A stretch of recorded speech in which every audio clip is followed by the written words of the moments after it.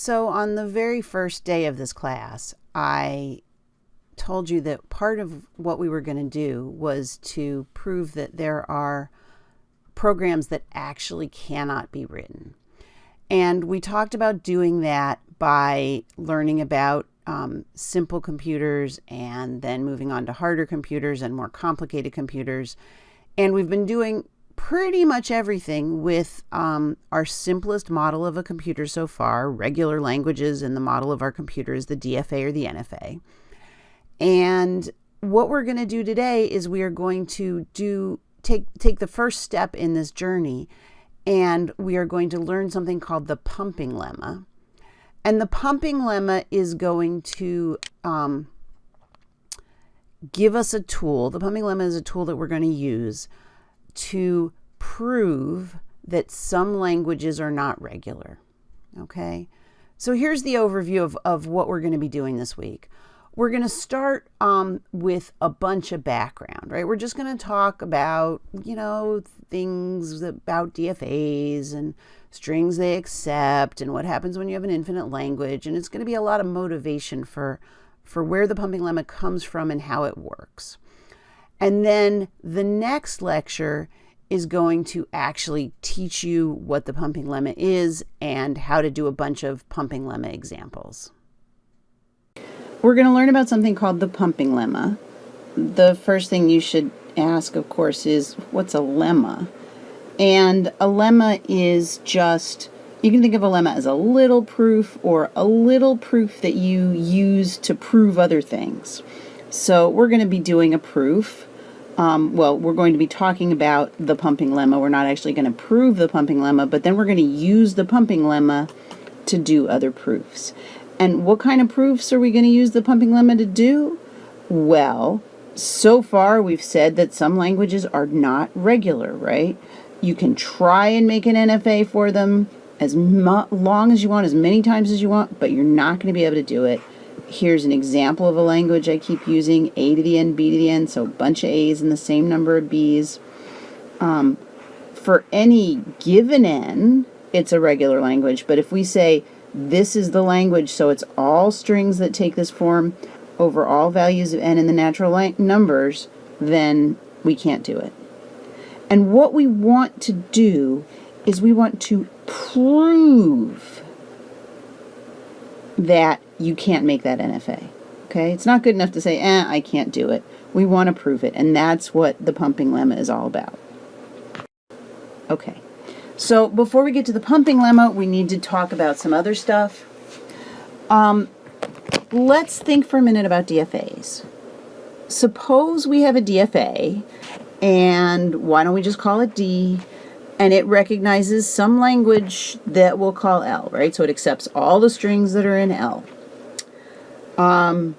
And let's let S1 just be one string that's in L, okay? So there's some way to go through that DFA and figure out S1. And suppose this picture is part of my DFA, and I have to visit 3 states in this DFA to be recognized. So I visit this one, I transition, I visit this one, I transition, I get to here, this one's a double circle, and it says, yep, S1's in there. And my question is, how many letters are in S1 if I have to visit 1, 2, 3 states? And if you think about it for a minute, I hope you'll figure out that there's going to be 2 letters in S1, right? So for example, maybe S1 is the string AB, and I start at, maybe this is state 1, and I see an A, and this is state 2, and I see a B, and then I end up at state 3, which actually should have a double circle. So 3 states here, 1, 2, 3, but my string only had 2 symbols in it. Okay, let's talk about another string. We saw up here was our example where we said if we had 2 letters, we have 3 states. Now let's talk about the string S2. It's also going to be part of my language. It's accepted by the same DFA. So, maybe these 3 states were just part of my DFA, right? I didn't really draw the whole thing out. So suppose that S2 has to visit 4 states in the DFA in order to be recognized. How many letters are in S2? Well, if you think about it, we have to visit one, maybe there's the start. We visit state 1, and then state 2, and then state 3, and then state 4, and we accept it at state 4. So maybe my string is A, B, B. So if we visited 4 states, 3 letters in my string. Okay?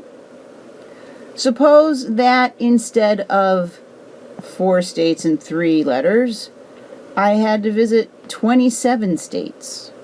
I hope you see a pattern here, right? If I'm visiting 27 states in my DFA, then there's got to be 26 letters in my string. Okay, so what did we say? We said if I have 3 states that I visit, then we have 2 letters in my string. 4 states that I visit, 3 letters in my string. 27 states that I visit, 26 letters in my string.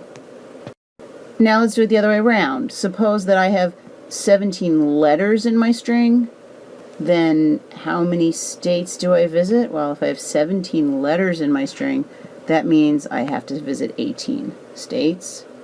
If I have 34 letters in my string, of course, I'm going to visit 35 states. If I have 256 letters in my string, I'm going to have to visit 257 states, right?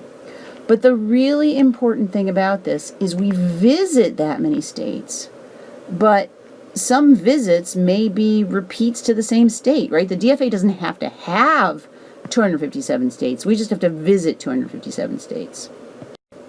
So let me show you what I mean. Here's 2 different DFAs that both accept the string ABBA by visiting 4 states. So if we look at this first DFA here, right?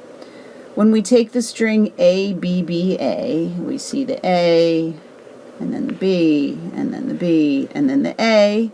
So our string ABBA started out at state 1, right? Because we always start at state 1, right? That's the start state. So we started at state 1. Then we saw an A, right? So we saw that A, right? And after we saw that A, we went to state 2. From state 2, we saw a B, right? So we came along that arrow, and we ended up at state 3. We saw another B, and so we ended up at state 4. And we saw our final A that brought us to state 5. Okay? So this particular string, ABBA, which had 4 letters, visited 5 states. Of course it was going to visit 5 states. And in this case, none of the states match up. Right? But now let's look at the second DFA down here. If I try the string ABBA again, on this one I still start at state 1. And then I follow my A, so I end up at state 2. And then I follow my B, and I end up at state 3. But the next B, I go on this loop, so I'm still at state 3. And then I have an A, so I go to state 4. So in this second DFA, I have a 4-letter string. I visited 5 states along the way, but I repeated one of the visits. I visited state 3 twice, right? There's state 3 visited once, and there's state 3 visited twice. Okay, so I want to talk in general about some of the things I want you to think about. And what we're going to do is on the left-hand side here, I will give you kind of my general thoughts.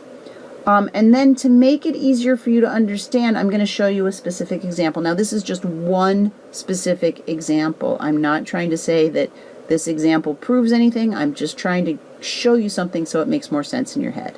Okay? So let's get started. Suppose you have a DFA called D. Well, there's a DFA, and I called it D. Okay, so here's an example. This happens to be a DFA with 4 states, but I think it's a DFA, right? It's got start. We've got A and B outputs for each of the states. Okay? So, specific example, but this is really what I want you to think about. All right, let's keep going. Suppose D recognizes a language. Of course it does. It might be the empty language, but it always recognizes something. And the language that we recognize is called L. All the strings that we accept are the set L. Okay. So take a second and just think about, for this specific example, what do you think the language is? Well, not what do you think. Figure it out. You can do it by now. What's the language that is recognized by this DFA? So I hope you came up with the language right here, right? So what have we got? We've got an A followed by a B, right? We accept the string A, B, and then we accept anything else that loops around here. So picks an A or a B and then keeps going, right? So it starts with an A and a B, and then it can have as many more as you want of these A or B's followed by a B. Okay? Again, just for this specific example. In general, I want you to say, I've got a DFA, it's called D, and it accepts a language called L. Okay, I'm going to make an arbitrary call, and I'm going to say that whatever the number of states in my DFA is, I'm going to call that number M. Right? I'm just going to use M to represent the number of states in my DFA.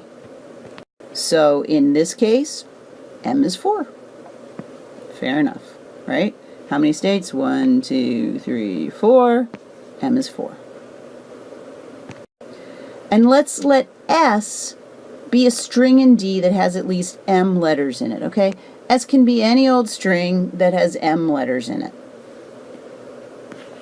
So for example, here's a string that happens to be accepted by this DFA that has at least 4 letters in it. Actually, it has exactly 4 letters in it, right? At least means greater than or equal to M, right? So my string is A, B, B, B, and I think you'll see that A, B, B, B ends up at state 4 and is accepted by this DFA, so that is a string that's in my language. Okay. Now, no matter what my string is, since it has M letters in it, it has to visit M plus 1 states, right? That's what we were doing for the first few slides, right? In this particular case, here's my string. It's A, B, B, B, and it visits state 1. Then we see the A, we go to state 3. We see the B, we go to state 4. We see the B, back to state 3. See a B, go to state 4. Okay? But no matter what string we have, if the string has M letters in it, it visits M plus 1 states. So I guess since S has greater than or equal to M letters in it, it has to visit greater than or equal to M plus 1 states. And here I just happen to pick a string with M letters in it. Okay? Now, if I have M letters in it, and I visit M plus 1 states, so let's assume for a minute I have M letters in it and visit M plus 1 states. I visit M plus 1 states. I have M states, so there has to be some state that I visit twice, right? In this case, if I look at my specific example, I visit 3 twice, and I also actually visit 4 twice, right? Now you can imagine if I have more than M letters in it, I'm going to visit more than M plus 1 states, and so I'm going to have, you know, potentially even more repeats, right? Let's break apart this general example a little bit more, okay? Suppose I have some DFA, but I didn't draw it, okay? I put this cloud in front of it. There's actually some circles and arrows in here, but you can't see them because they're covered up by this cloud, okay? And the language that's accepted by this DFA is some set, but I'm going to put the language in here, right? It's just hidden by that starburst, whatever that thing is, okay? Let's assume that we still have 4 as the number of states in this DFA, even though we can't see those states, okay? If I have a string that has 4 letters, it's going to visit 5 states, right? And I'm just going to say, let's say it visits state alpha, then beta, then gamma, then delta, then epsilon. Okay? Let's just say it visits those, right? So maybe alpha is state 3, and beta is state 1, and gamma is state 1, and delta is state 3, and epsilon is state 2. Or, you know, maybe alpha's 1 and beta's 1 and gamma's 2 and delta's 1 and epsilon's 2. I don't know, right? All I know is that out of these guys, each of these represents a number, right? So alpha is the number of one of the states. Beta is the number of one of the states. It may be the same as alpha. Gamma is the number of one of the states. It may be the same as beta. It may be the same as gamma. Or, I'm sorry, as alpha. But whatever we do, I'm guaranteed that at least 2 of these Greek letters have the same number. They refer to the same number. Okay, so now we're going to talk about a theorem. I'm not actually going to prove this for you, but let's talk about this statement here. If a DFA recognizes an infinite language, then it must have a loop in it.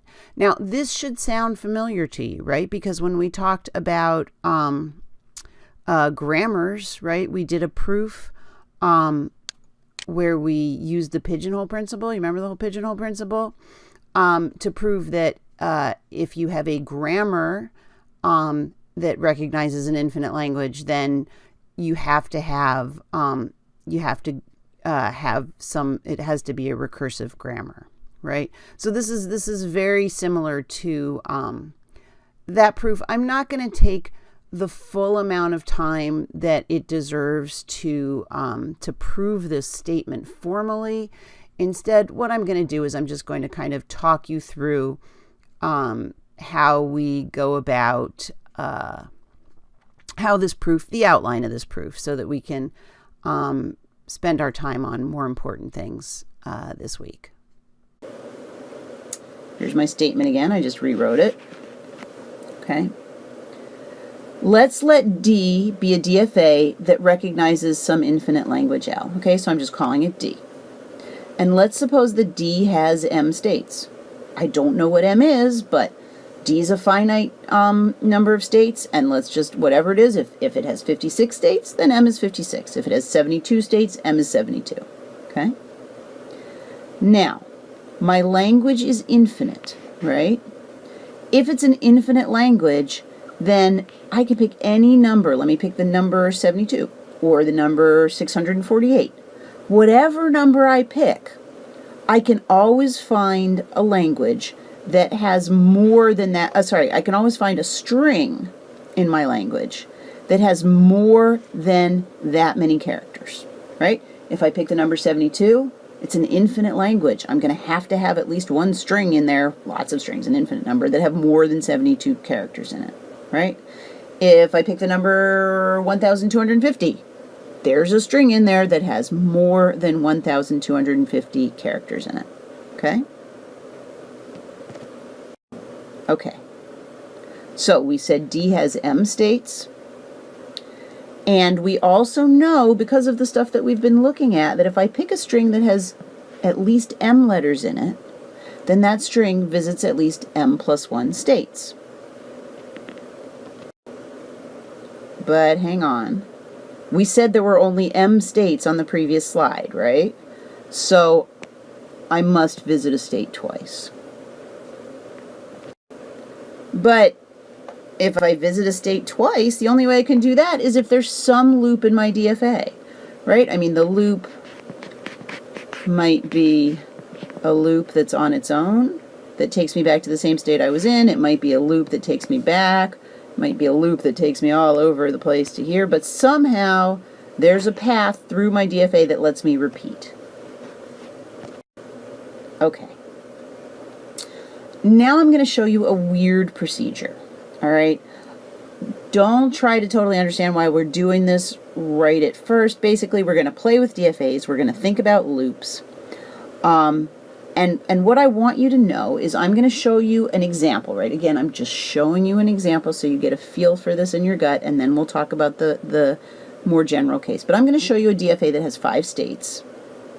And I'm going to pick strings to look at that have at least 5 symbols in them, right? At least 5 letters in them. And these are strings that are accepted by my DFA. So if the DFA only has 5 states, but I have 5 symbols, remember 5 symbols means I visit 6 states, so we must have some sort of repeats. Okay?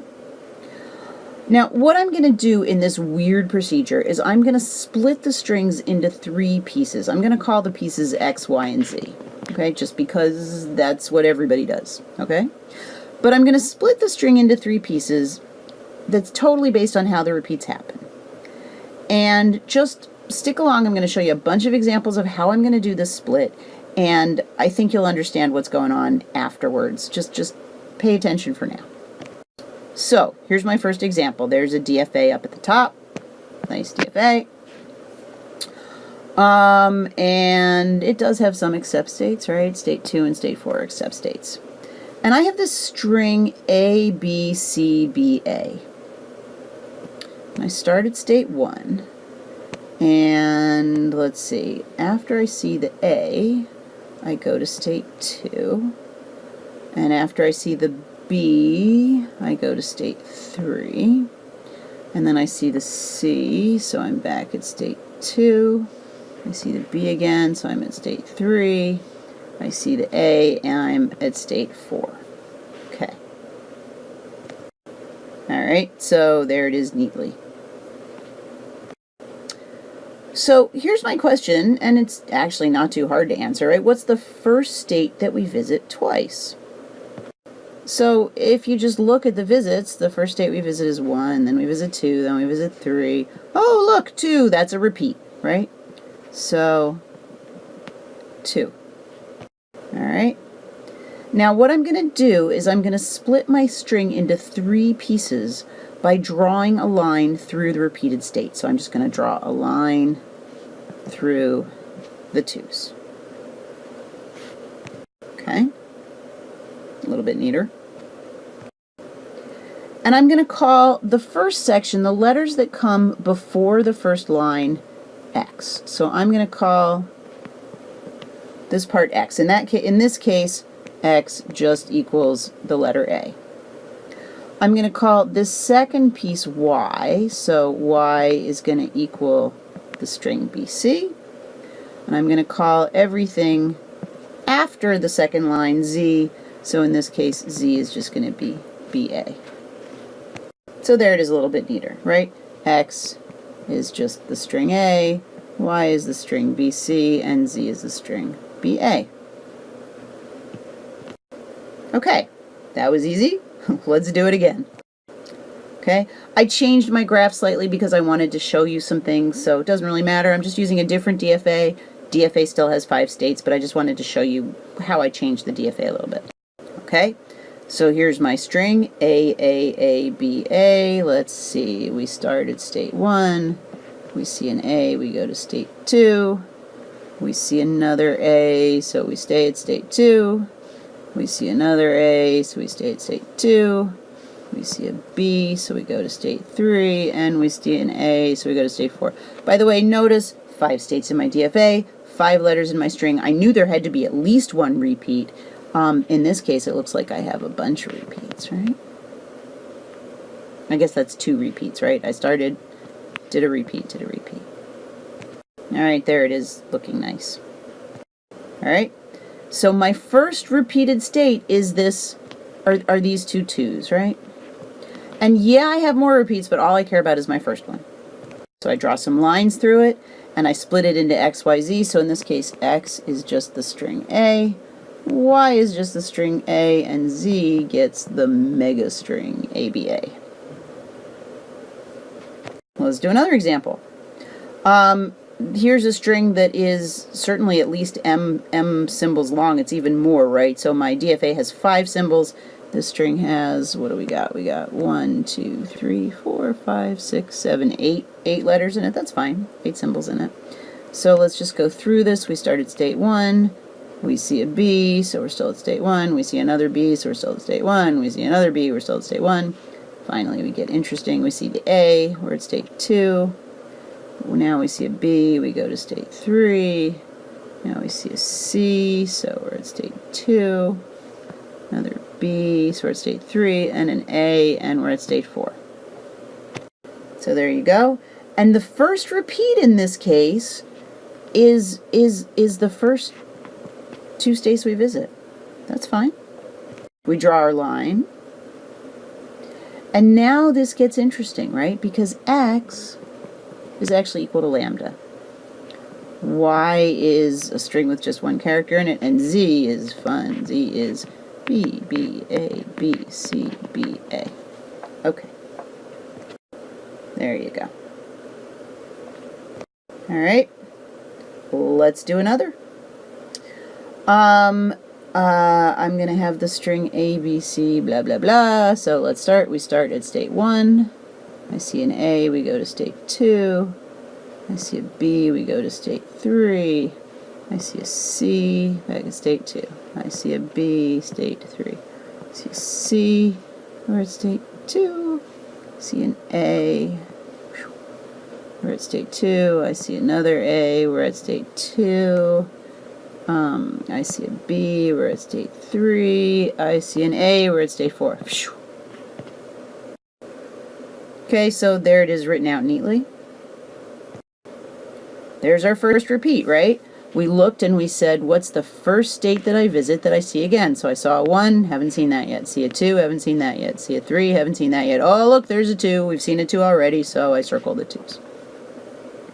Draw lines and do my split. So x is A, y is BC, and z is BC, A, B, A. Good enough. All right, I'm changing the DFA one more time just so I can show you something interesting. Really, I'm just highlighting this so that you can see that I've changed it.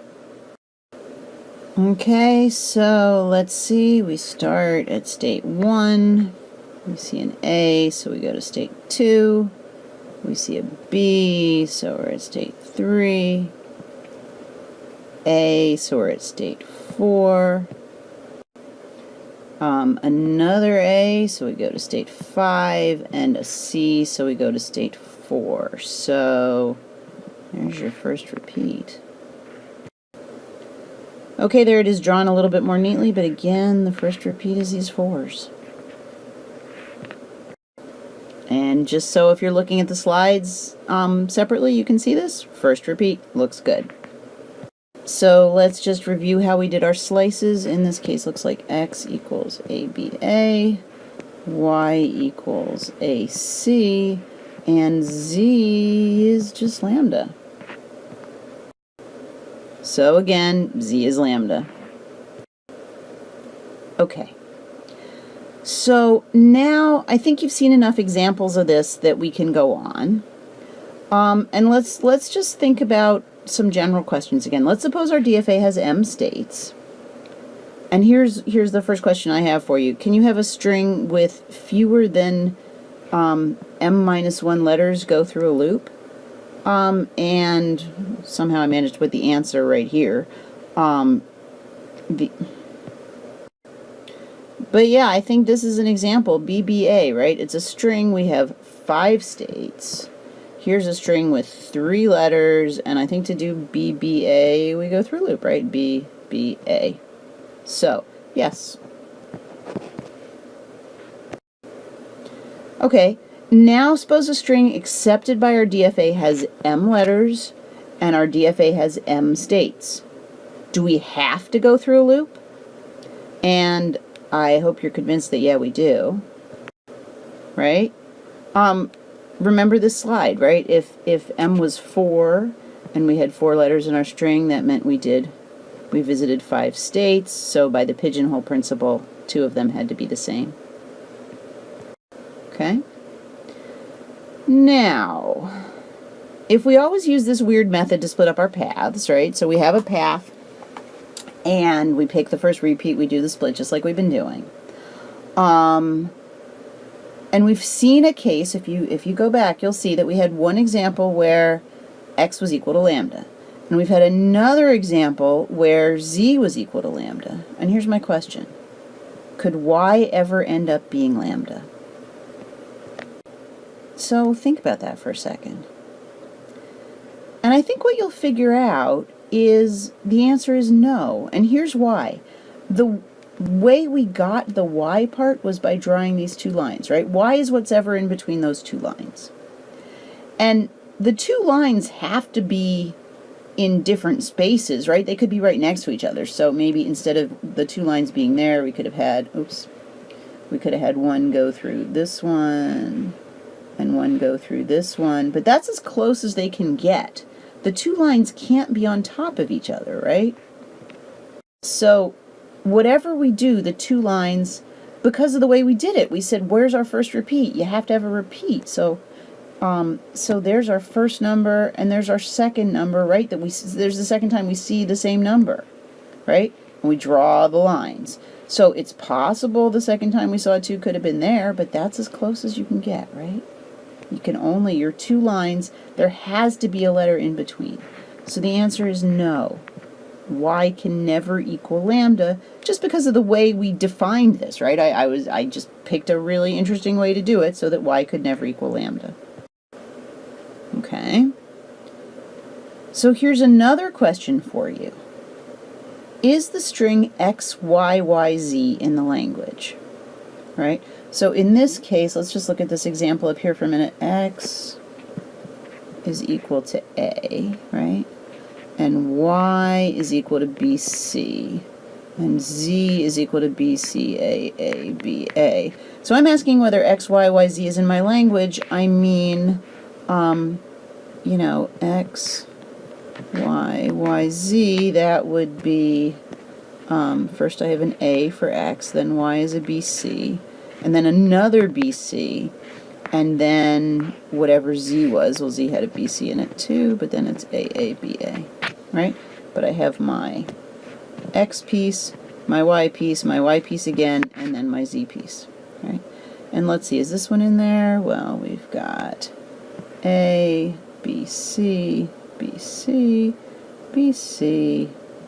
Where's the A go? A, B, A. And sure enough, that one's in my language. But if you think about the more general case here, the Y piece always has, the Y piece always has the same number on these lines, right? So that means I started at 1, then I went to 2, then I did some stuff, I got back to 2, and I did some more stuff, right? So this in-between bit is kind of some steps that I take that start and end at the same state. So if I do stuff that gets me to state 2, then I hang out in state 2 for a while, and then I do stuff that leaves state 2 and continues, well, I think I can do this piece as many times as I want, because I could go to state 2, do the BC, I'm at state 2. Let's do BC again, I'm still at state 2. If I do BC again, that'll still take me to state 2. Okay? So, yeah, I think X, Y, Y, Z is in the language. And furthermore, I think that X, Y, Y, Z is in the language no matter what DFA I have. Right? Because if you think about it, you know, wherever Y starts and ends, it's always, it's always the same state. So you can imagine that, like, the X part has me following a path through my DFA, right? So I just visit a bunch of states that I take a path. But whatever I do, I end up at this special state because the X part takes me there. The Y part takes me on a journey somewhere that ends up back at this state, and then the Z part keeps going from there. So, you know, if I want to, I can just keep bouncing around, right? So I take my X path, I take my Y path once, and instead of going down on the Z path, I take my Y path again, and I take my Y path again, and I take my Y path again, and eventually I say, all right, I'll do the Z part now, okay? So if X, Y, Z is in my language, then yep, X, Y, Y, Z is in my language, but so is X, Y, Y, Y, Y, Y, Y, Z. Yes. Okay. What about X, Y to the 517Z? Sure, absolutely. So again, I mean, if the X part of my DFA, right, the X path through the DFA, right, is taking me on here, so this kind of covers the X piece. And then the Y piece starts here, takes me on a little journey, but ends up back there. right? That's the y piece. And then the z piece continues me on from here and takes me somewhere else, right? Then, if I want to, I could just take the x path, right? Dum-de-dum-de-dum. I can take the y path as many times as I want. If I'm bored, I could take it 517 times, right? Pretend that's 517. But eventually, I always end up back here, and so then I can do my z bit, right? Because that last little bit represents what I do for z. Okay, so here's another question for you. Suppose my DFA has 5 states, right? Like our example here. What's the maximum length of the string where I concatenate x and y together? So in this case up here, we've got x is just an A and y is a BC. So xy together is the string ABC. So the length of xy is 3, right? I want to know, how big can xy get if it's at its biggest? Well, let's look at this example. Suppose my string is 5 letters long. And let's suppose that this is what my string is. It's some letter followed by another letter. I don't know what letters. I'm not going to tell you what letters. But it's five letters long. And I'm going to visit these 5 states. Again, I'm not telling you exactly what 5 states they are, but they're the ones I'm going to visit. So I'll visit alpha, then beta, right? So I'll visit alpha, I'll see this letter. I'll visit beta, I'll see this letter. I'll visit gamma, see this letter. Visit delta, see a letter. Epsilon, see a letter. And I'll end up at state zeta. And the question I have is, where is the absolutely last place I can make my second cut, right? So in other words, where do I have to have a duplicate? If, I don't necessarily have to have my, alpha and beta don't have to be the same number, right? They could be different numbers. But I only have 5 states in my DFA. So forget where the first cut is. By the time I get to this zeta, there's got to be a cut there if there wasn't a cut before, right? That one here has to be my second cut, right? Because this one has to be a repeat if nobody else has been there. So the maximum, right, so that if that's my second cut, right, that means that z, the z part's over here, and the xy is these letters, right? So in this case, z would be the empty string, and xy is whatever letters these are. So the maximum length of the concatenated string xy in a DFA with 5 states, and if my string has 5 letters, is 5. Now, was it important that we talked about a string with 5 letters? If we had more letters in the string, right? As long as my DFA has 5 states, no matter what, my first cut can be any of these first 5 things, right? Because each of these could conceivably be a different number, right? It could be state 1, 2, 3, 4, 5. But when I get to this last one, if I haven't made 2 cuts already, I have to make 2 cuts. So even if my string has 5,000 letters in it, right, xy has to be at most 5 characters. It could be fewer than 5 characters, right? So for example, maybe my cuts are on alpha and beta. Maybe they're the same number. So xy could have just 1 character in it, right? So in this case, let's see, x is lambda, y is whatever this character is, and z is the rest of this stuff. So in this case, if my 2 cuts go in the first 2 spots, then the length of xy is going to be 1. But that was my question, right? My question was, suppose I have a string that has greater than or equal to 5 letters for my DFA with 5 states. What's the maximum length that xy could take up? And the maximum length is when I make these cuts, because even if I have more letters out here, the first repeat's going to happen by there. And so that means the maximum length when I take the x and the y part is going to be 5. Right? Because in this case, the x part doesn't have anything in it, right? So the x part equals lambda, the y part equals all these question marks, and the z part is everything else. But when I say how long is the x and y, well, 0 plus 1, 2, 3, 4, 5. It's 5 characters long. Okay, so can you make the jump? If our DFA has m states and we have a string with, let's even say, greater than or equal to m letters, I think the maximum length of the concatenated string xy is going to be m. And I hope you agree with me. So let's just keep going. What do I mean by this notation, right? Well, that's just the size of x, the length of x plus the length of y, right? That's a notation that we reviewed at the very beginning of the course. But so the length of x plus the length of y is the same as the length of xy, right? So could the length of x plus the length of y ever be longer than m? And the answer is no. I hope you're convinced, right?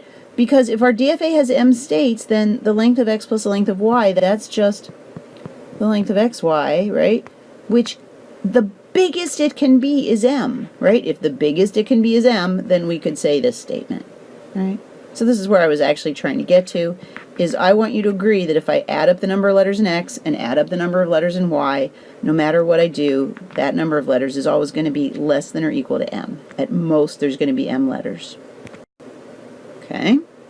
So, let's assume that we have m states, we accept a language called L, and let's pick a string, some string that's accepted by our DFA, and that has at least m characters, right? So greater than or equal, so here I've got my string, and my string s is an element of my language, and the length of s is greater than or equal to m, right? At least m characters. So, we know that I could also write my string as x, y, and z concatenated together, right? We know that the length of s is greater than or equal to m. And we know that if I add up all three of these guys separately, I also get something greater than or equal to m, right? Because how long is the length of x plus the length of y plus the length of z? Well, that's just how many letters in x, how many letters in y, how many letters in z, and all those pieces together make s. Okay, so we haven't proven this, but I hope I've convinced you that if I have a DFA, it has m states, accepts some language L, and if I pick a string that's accepted by my DFA and has at least m characters, right, so greater than or equal to m characters, that tells me that the number of characters in my string is greater than or equal to m.